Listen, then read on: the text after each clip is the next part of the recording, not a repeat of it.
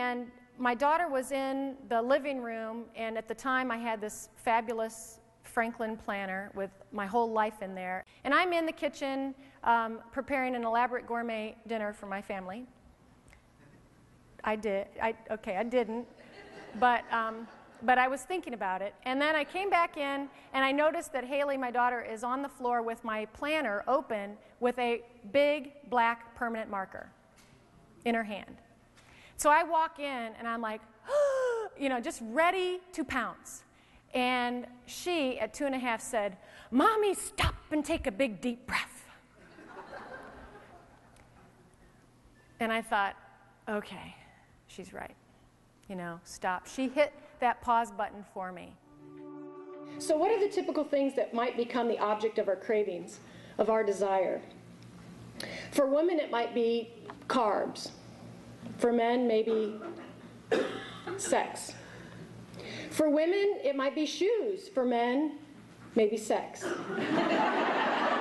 For women, it could be sugar. For men, possibly sex. And for women, it could be designer handbags. And for men, even the remote possibility of sex.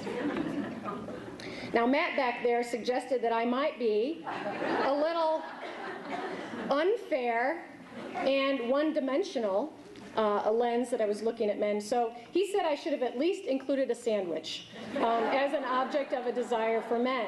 So thank you, Matt, for that correction. So if there were men here, I would say to you that when I talk about the variety of objects that women connect to in terms of their craving, just insert sex or sandwich, and we'll all be on the same page. Stimulus, choice, response. It's not what happens to you that determines the quality of your life. It's what you do with what happens to you. It's not the people who have the easiest life who become most successful in life.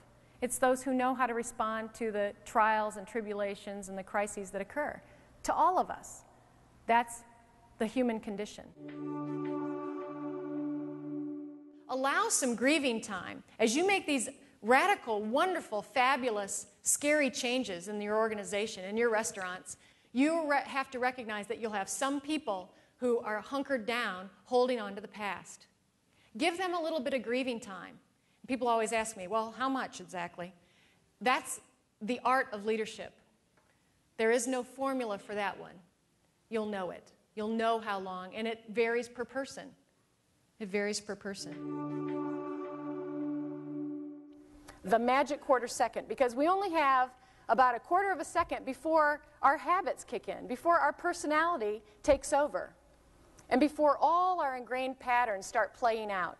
So you know what I'm talking about. It's that spot, it's that place where we can stop ourselves before we go into kind of reaction mode. So the gap between stimulus and response is the moment of choice.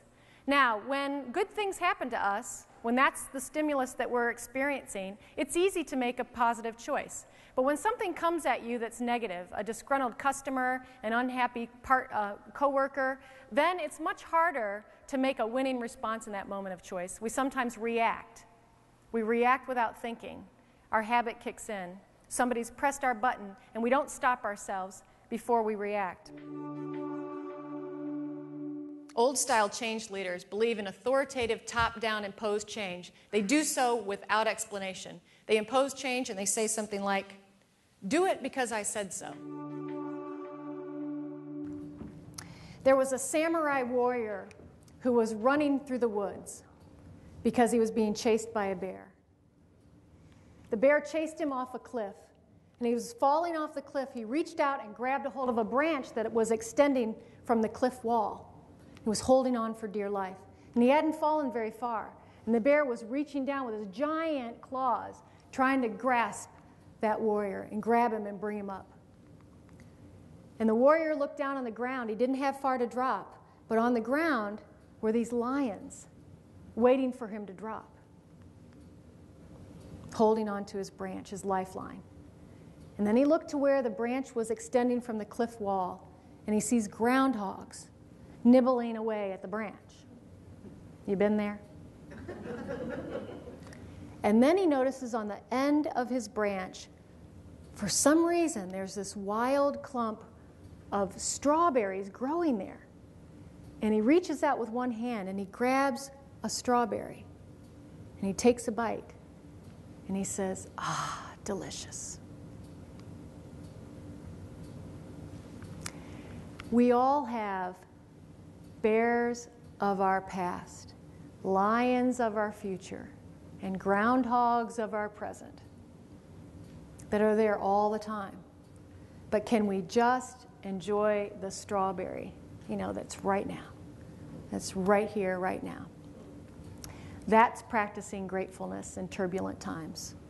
That right there is practicing gratefulness.